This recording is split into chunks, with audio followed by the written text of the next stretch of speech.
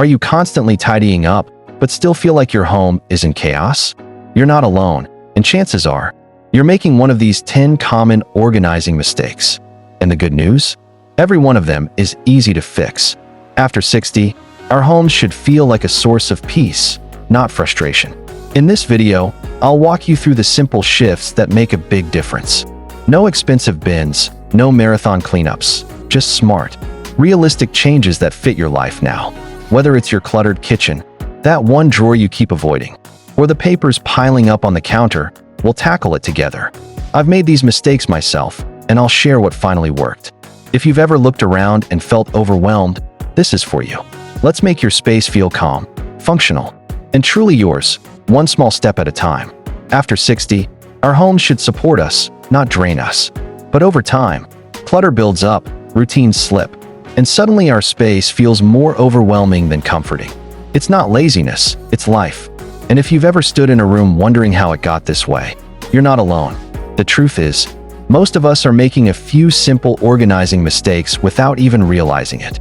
But here's the good news. They're easy to fix, and the changes can feel life-changing. Stay with me, because these 10 tips could help you reclaim your space and your peace of mind.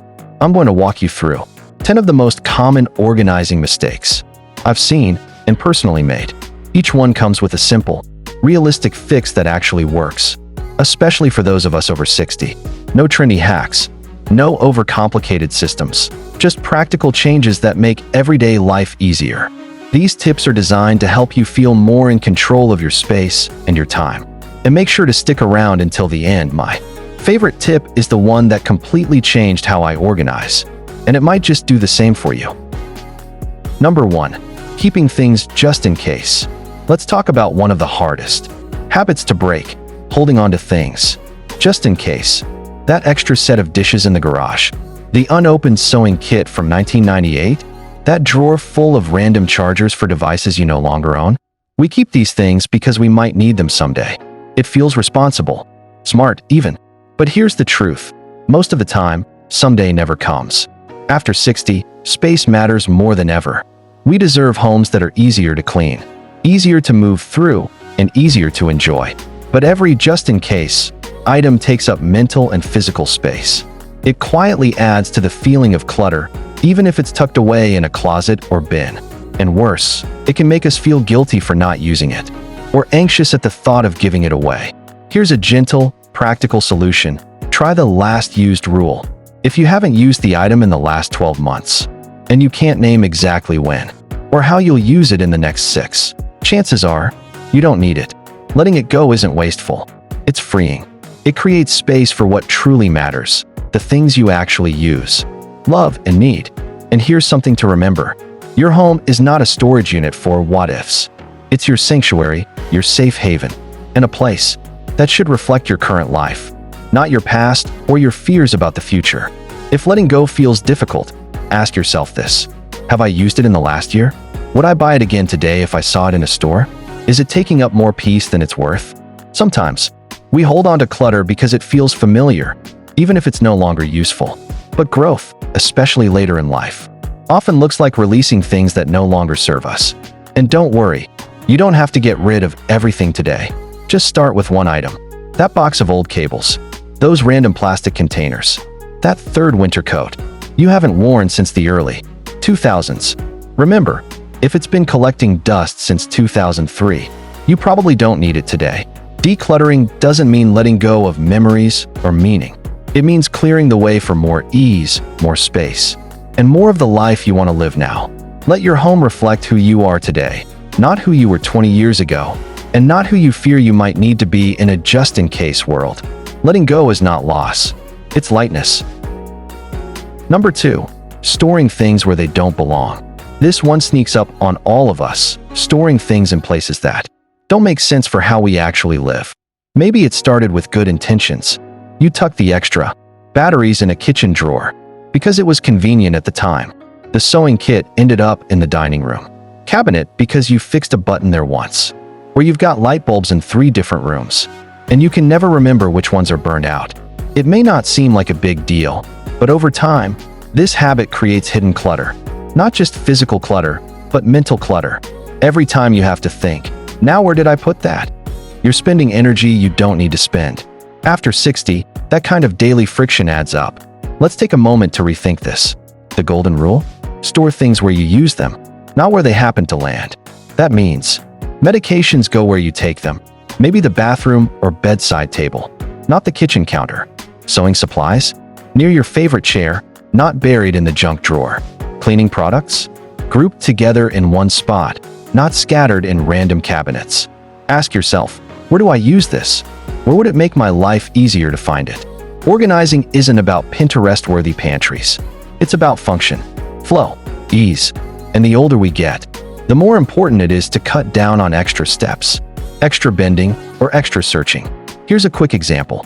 One woman I helped had her gardening gloves in the hallway closet, her tools in the garage, and the plant food under the sink. She didn't even realize how much it was discouraging her from gardening. We moved everything to one small bin near the back door, and suddenly, gardening felt easy again. When we store things where they don't belong, we create tiny daily barriers. And those little frustrations stack up. You might not even realize it, but it can affect your mood, your motivation, and your sense of control. And no, you're not messy or forgetful. You're human. Life happens. Things land where they land. But this is your chance to reset. Start small. Pick one drawer today. Ask yourself, do the items here belong where I use them? If not, move them. And while you're at it, remove what doesn't need to be there at all. You'll be surprised how quickly your space starts to make sense. Again, how much smoother your day feels when things are exactly where you need them. So the next time you open that kitchen drawer and find the sewing kit, smile and know it's time to give it a proper home. Because organizing isn't about perfection. It's about making life easier, one smart choice at a time. Number 3. Overstuffing drawers and cabinets. Solution: implement a one-in, one-out rule. We've all done it. Closed a drawer with our hip because it was too full to shut properly, or opened a cabinet only to have something tumble out. Whether it's the kitchen, the bathroom, or even the nightstand, overstuffed spaces quickly go from mildly annoying to completely unmanageable. And let's be honest, after 60, we don't want to dig through clutter just to find a measuring spoon or a pair of scissors. It's not just frustrating, it can actually be unsafe. Reaching, bending, rummaging, it all adds up and can lead to spills, strains, or even falls. And yet, the habit of cramming things into just one more spot is a tough one to break. Here's the truth. Drawers and cabinets are not meant to be crammed full. They're meant to serve us, to help us find what we need quickly and easily. But when they're packed tight, they become sources of stress, not support. The good news? There's a simple strategy that works every time. The one-in, one-out rule. It's exactly what it sounds like. Every time you bring something new into a space, a kitchen tool, a sweater, a toiletry, something else needs to go. Bought a new mug? Let go of the chipped one you never use. Got a new pair of slippers? Time to donate the worn-out pair sitting at the back of the closet. Replaced a set of Tupperware? Don't keep the old lids just in case. Why does this work so well? Because it puts a gentle limit on accumulation. It helps you stay in control without feeling deprived or overwhelmed. It creates space for what you actually use, without needing to constantly declutter. And the beauty of this rule is that it works everywhere. In your junk drawer, in the bathroom cabinet, in your clothes closet, even in your digital life, like emails or saved documents. It's not about getting rid of everything. It's about being intentional. If you've got 12 spatulas but only use 2, it's time to let a few go. If your sock drawer is a daily battle, simplify it. Try this today. Pick one drawer, just one. Take everything out. Only put back what you use and love. If you add anything new in the future, you know the rule: one in, one out. You'll be amazed at the difference it makes, not just in how your drawer looks, but in how you feel when you open it. Because at this stage in life, we're not looking for more stuff. We're looking for more peace, more ease, more time spent doing what we love, and less time digging through clutter. So go ahead, open that drawer, make a little room. And remember, organization isn't about having less. It's about having what matters most, exactly where you need it. Number 4, not using labels. Solution: use clear, readable labels to avoid recluttering. Let's talk about one of the simplest, yet most powerful, organizing tools that many people Overlook labels. Now, you might be thinking, I know what's in my own house. I don't need to label things. And that might be true at first, but here's what happens over time. Bins get shuffled, drawers get refilled, and before you know it, the basket that used to hold batteries now has scissors, glue sticks, coupons, and half a roll of tape. That neat pantry you worked so hard to organize slowly becomes a guessing game again. Without labels, it's incredibly easy to reclutter. You tidy up once, and then things quietly drift back into chaos.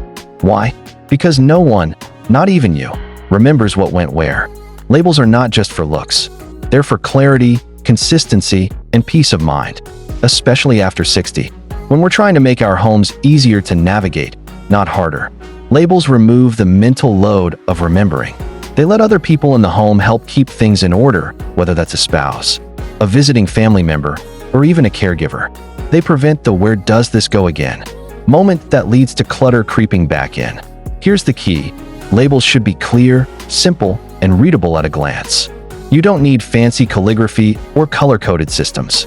You just need a label that says light bulbs on the bin that holds light bulbs, a snacks basket in the pantry, not a mystery box, a drawer marked office supplies, so paper clips and pins don't migrate to every room. You can use printed labels, a label maker, masking tape, and a marker, whatever works for you. The goal isn't perfection, it's function. Labels give every item a home, and that means you're less likely to keep piling things into random places. Even better, labels help other people respect your system. Ever had someone say, "I didn't know where it went, so I just set it on the counter"? With labels, there's no more guessing. Everything has a place, and the whole household can help keep it that way. Start small. Label your kitchen drawers. Label bins in the bathroom. Label your file folders, medication organizers, or even seasonal storage boxes. You'll be amazed at how much smoother daily life feels when things are clearly marked. It's one of the easiest ways to reduce stress, save time, and keep your hard-earned organizing work from unraveling. Because the goal isn't just to get organized, it's to stay organized. And labels are your quiet little helper in making that happen. So if you've ever opened a drawer and thought, "What on earth is in here?" This is your sign.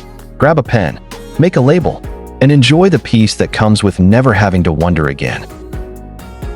Number 5. Buying organizers before decluttering. Solution: declutter first, then measure and buy what fits. It's one of the most common traps, and one of the most expensive. Buying bins, baskets, drawer dividers, or fancy containers before you've actually decluttered. We've all been there. You stroll through a store or scroll online and see those beautiful organizing products that promise a tidy, stress-free life. A set of clear acrylic trays for your bathroom, a matching spice rack system, stackable bins for the pantry. It all looks like the solution. So you buy it, take it home, and then realize it doesn't quite fit your space, your stuff, or your needs. Worse, those shiny new containers often end up adding more clutter. You now have 3 extra baskets sitting empty, or half-used organizers shoved under the bed. And the original problem, the overflowing drawer or chaotic closet, still isn't solved. Here's why this happens. Organizing products can't fix clutter. Only decluttering can. Before you spend a single dollar on storage, you have to know exactly what you're keeping and how much space you truly need. Otherwise, you're just organizing your clutter instead of removing it. The right order is always this. 1. Declutter first. Go through the space item by item. Be honest. What do you actually use? What's expired, broken, or duplicated? What no longer fits your life? 2. Take inventory. Once you've decluttered, look at what's left. This is what you're going to organize, not the maybe someday pile you just let go of. 3. Measure your space. Measure the drawers, shelves, or cabinets you're working with. This step is crucial. Buying something that should fit rarely works. Save time and frustration by knowing your dimensions. 4. Then, and only then, shop for what you need. Now, you're buying organizers with purpose. You know what's going in them, how much space you have, and what type of system will work for you. Remember, organization is not about how pretty your containers are. It's about making your life easier, especially after 60. We want systems that serve us, not ones that look nice for a day and then fall apart. When we declutter first, we simplify. When we shop with intention, we save money. And when we organize based on our real needs, We create spaces that are truly functional. Here's a simple rule to repeat. Don't spend money solving a clutter problem you haven't tackled yet. If you're feeling the urge to buy that new organizing set, pause. Pick one drawer or shelf and declutter it first. Chances are, once you've cleared out what you don't need, you'll discover you need fewer organizers than you thought, or even none at all. Because peace doesn't come from a perfect pantry photo. It comes from knowing exactly where things are, finding them easily, and feeling at ease in your own space. Declutter first, then organize what's left. That's the path to lasting calm, and it costs a lot less than another trip to the store. Number 6. Letting paper pile up. Solution: set up a simple 3-folder system. Action/file/recycle. Few things take over a home faster than paper. Mail, receipts, insurance forms, appointment reminders, takeout menus, instruction manuals, old bills, birthday cards. It all adds up. And before long, what started as a small stack on the kitchen counter turns into a mountain of paperwork you avoid looking at. The problem isn't laziness, it's overwhelm. After 60, life doesn't slow down as much as people expect. There are still doctor's visits, medications, financial decisions, grandkid schedules, insurance updates, you name it. And most of it still arrives on paper. Here's the truth. Paper is silent clutter. It doesn't seem like much at first, but it can take up an enormous amount of mental space. It's a daily visual reminder of what you haven't done, what you still need to decide, or what you've been avoiding.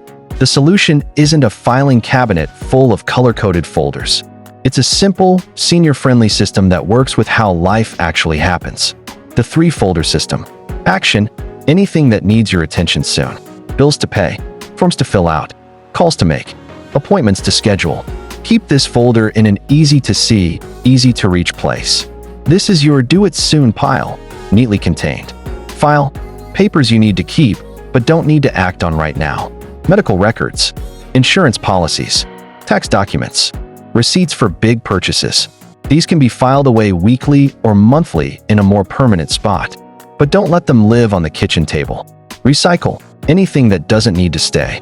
Junk mail, old flyers, expired coupons, envelopes and packaging. Keep a recycling bin or shredder nearby and train yourself to toss right away. This system works because it's quick and visual. No fancy labels, no complicated categories. Just 3 folders. One for now, one for later, and one for never. The key is to process paper as it comes in. Don't let it pile up for someday. When the mail arrives, take 2 minutes to sort it right then and there. Is it something you need to act on? File. Toss. The faster you decide, the less power it has over your space. Even better, once this becomes a habit, you'll spend far less time dealing with paper, and you'll never have to dig through a pile again wondering, where did I put that bill? Because after 60, we deserve systems that support us, not stress us out. Letting paper pile up doesn't mean you're disorganized. Just means you need a system that matches your life. And with just 3 folders, you can turn daily chaos into calm, one page at a time. Simple, actionable, done. Number 7. Not having a donation zone. Solution: set up a permanent box or bin for items to donate. If it's easy to get rid of things, you'll actually do it. One of the biggest reasons clutter sticks around longer than it should is simple. There's no clear exit path. You decide to let go of a sweater, an extra kitchen gadget, or a pair of shoes that no longer fit. You set them aside with good intentions, maybe in a bag, maybe just on a chair. But then life happens. You forget about it. The bag gets buried. The pile grows. And pretty soon, your stuff to donate turns into a new kind of clutter. Sound familiar? Here's the fix, and it's incredibly simple. Create a permanent donation zone in your home. It doesn't have to be fancy. Just a single bin, box, or bag in a consistent spot. A corner of the hallway closet, under a table in the laundry room, or in the garage. Label it clearly, donations. That's it. One step, but it can transform how you deal with clutter. Why? Because it removes friction. When you decide, I don't need this anymore, you now have an immediate place to put it. You're not waiting for a big clean-out day. You're not starting a new pile on the floor. You're acting in the moment, and that builds momentum. This habit works beautifully for seniors because it's low effort, low decision, and high impact. After 60, our goal isn't to do dramatic decluttering marathons. It's to make small, sustainable changes that support the life we want to live now, one where our homes feel calm, not crowded. A donation box lets you declutter in real time. Avoid second-guessing yourself. Make room for what you actually use. Give your things a second life with someone who needs them. And here's something powerful. Once that box is full, you'll want to drop it off. It feels like progress, like a win. You've taken real steps toward creating a home that reflects who you are now, not who you were 20 years ago. Try this simple challenge. Find an empty box today. Label it Donate. Put it somewhere you can see it, but where it won't be in the way. Now, every time you come across something you no longer love, need, or use, drop it in. A shirt that doesn't fit? In the box. An extra mug you never reach for? In the box. Decor that no longer feels like you? In the box. You don't need to do it all at once. But little by little, you'll start to notice your home feels lighter, clearer, easier to move through. Because getting rid of clutter shouldn't be hard. It should be natural, automatic, just a part of how you care for your space and yourself. So if you've ever struggled to follow through on donating things, don't blame yourself. You didn't have the right system, but now you do. One bin, one habit, one life-changing difference. And once that first box is full, celebrate. You're not just clearing space, you're creating peace. Number 8. Forgetting to revisit your spaces. Solution: refresh every 3 months. Quick check-ins keep clutter away. Your needs change. Your storage should too. Here's a truth many people don't realize. Organization isn't a one-and-done task. It's a living system, and like anything alive, it needs occasional care. That perfectly arranged closet? Over time, clothes shift, seasons change, and new items sneak in. That tidy kitchen drawer? After a few months, odds and ends find their way back in. That paper filing system you set up last year? It's probably hiding a few expired warranties and outdated notes by now. It doesn't mean you failed. It just means life happened. Especially after 60, your lifestyle, health, and routines may shift more than you realize. What worked for you a year ago might not be working anymore. You may have new medications or supplements that need easier access. A change in mobility that makes lower cabinets harder to use. Hobbies you've picked up, or ones you've let go. Family or guests visiting more or less often. That's why it's essential to revisit your spaces regularly, ideally every 3 months. Not a full deep clean, not a dramatic overhaul, just a quick check-in with each area of your home. Think of it as a mini audit to make sure everything still works for your life right now. Ask yourself, do I still use everything in this drawer or cabinet? Has anything piled up here that doesn't belong? Is there something I'm always reaching for that's stored too far away? Could this space work better with a simple tweak, like moving a bin, adding a label, or letting go of a few extras? These refreshes don't take long, 10 to 15 minutes per area, but they make a huge impact. They stop clutter from creeping back in. They remind you what you already own, and they help your systems grow with you instead of becoming outdated. The best part? The more often you revisit a space, the easier it gets. There's less to declutter, fewer decisions to make. You stay in control instead of letting clutter take over again. Try this. Pick one space each week. A drawer, a shelf, a bin. Set a timer for 15 minutes. Toss what you don't need. Shift what's not working. Celebrate the improvement. Because organization is not about perfection, it's about support. And as your life evolves, your home should too. So if something feels off in your space, don't ignore it. That's your sign it's time for a quick refresh. Small adjustments now can save you hours of frustration later. You've worked hard to make your home feel calm and clutter-free. Revisiting your spaces regularly ensures it stays that way in every season of life. Number 9. Doing it all in one day. Solution: 15-minute organizing sessions are more sustainable. Small steps are the secret to lasting change. Raise your hand if this sounds familiar. You wake up determined to finally tackle the clutter. You pull everything out of the closet or empty every drawer in the kitchen. By noon, you're surrounded by piles, overwhelmed, and already exhausted. By 3 p.m., you're stuffing things back just to deal with it later. Here's the truth. Trying to organize your whole home in one day is a fast track to burnout, especially after 60. Our energy isn't what it used to be, and that's okay. We've earned the right to slow down and work with our rhythm, not against it. The mistake isn't the motivation, it's the method. Big organizing marathons seem productive, but they often lead to decision fatigue, frustration, and unfinished projects. And when you don't finish, you feel discouraged. And that feeling can stop you from even trying again. So what's the better way? Short, focused sessions, just 15 minutes at a time. Why it works? 15 minutes feels doable. No dread, no stress. It keeps you from overcommitting or overexerting yourself. You stay sharp and make better decisions about what to keep or let go. You build momentum. A drawer today, a cabinet tomorrow. It adds up.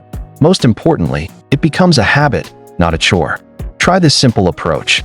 Pick one small space. A bathroom drawer. One shelf in the pantry. Your bedside table. Set a timer for 15 minutes. Tell yourself that's all you have to do. Sort fast. What stays, what goes, what doesn't belong there. Stop when the timer goes off. Clean up and step away, even if there's more to do. And here's the magic. The more you do it, the easier it becomes. Decluttering turns into a daily rhythm, not a dreaded task. You'll start noticing clutter as it happens, and fixing it in the moment, rather than letting it build up. You may even find it relaxing. A few minutes each day to clear, reset, and make your space feel lighter, like a gift you give yourself. Because lasting change doesn't come from one big push. It comes from small, consistent steps that respect your time, energy, and season of life. So if your home feels overwhelming, don't try to conquer it in a day. Instead, give yourself 15 minutes. Today, tomorrow, next week. That's how real, sustainable progress is made. One drawer, one shelf, one peaceful moment at a time. And remember, you're not falling behind. You're doing it your way. That's what makes it last. Number 10. Organizing for how life used to be. Solution: organize for who you are now. That treadmill isn't a clothes rack, but maybe it's time to donate it. Here's a tough question, but an important one. Are you organizing your home around your current life, or the life you used to live? It's one of the most common and most emotional organizing mistakes, especially after 60.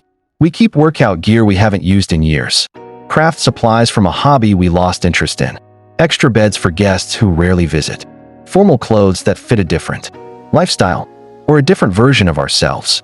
And the hardest part? It's not just about stuff. It's about memories, identity, and letting go of what once was. But here's the truth.